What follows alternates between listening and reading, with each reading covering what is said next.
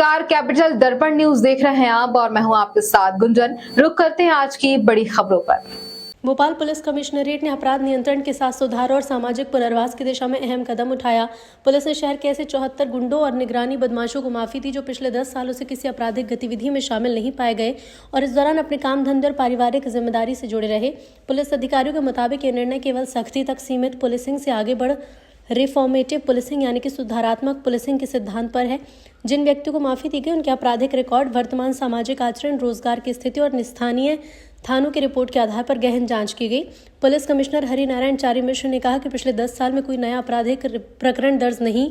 नियमित रोजगार या व्यवसाय से जुड़े रहना, सामाजिक और पारिवारिक जीवन में सकारात्मक भूमिका, संबंधित थाना और बीट स्टाफ की सकारात्मक रिपोर्ट, स्थानीय स्तर पर किसी शिकायत न होना पाया गया।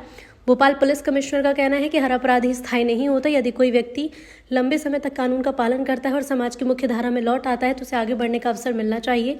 इस पहल से न केवल संबंधित व्यक्ति का सामाजिक कलंक कम होगा बल्कि वो दोबारा अपराध की ओर लौटने से बचेगा। हम लोगों ने पिछले 10 साल के आंकड़ों का जो पूरी तरह से एक अध्ययन किया, उन आंकड़ों में देखा गया कि पिछले लगभग 10 सालों में औसतन 2 वर्ष पूर्व तक हत्या जैसे मामलों की औसतन संख्या 55 से 60 के बीच में हुआ करती थी।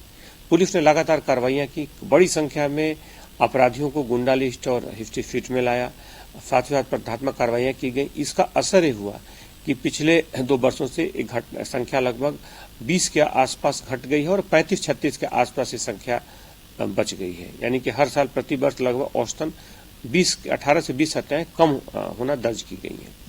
इसके साथ साथ पुलिस ने भी तय किया कि चूंकि बड़ी संख्या में अपराधियों को निगरानी में रखा गया है, कुछ ऐसे अपराधी जिन्होंने अपराध करना छोड़ दिया है, 1 दशक से ज्यादा समय से निष्क्रिय हैं, ऐसे लोगों को पुनः इस तरह के माफी वर्ग में लाने की एक प्रयास हुआ है कि समान तौर पर समाज की मुख्य धारा में जुड़ सके और अपराधों से दूर रह सके। हालांकि अगर वो किसी तरह से अपराध करते हैं या किसी भी तरह के अपराध की कोई भी घटना में उनकी भूमिका पाई जाती है तो पुनः उन्हें इस परिधि में लाया जा सकता है।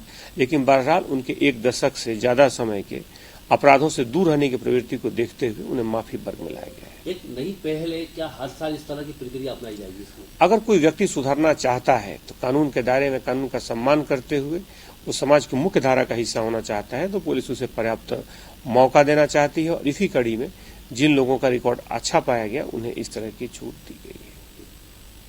आज की खबर में इतना ही। बने रहिए हमारे साथ कैपिटल दर्पण न्यूज पर। नमस्कार।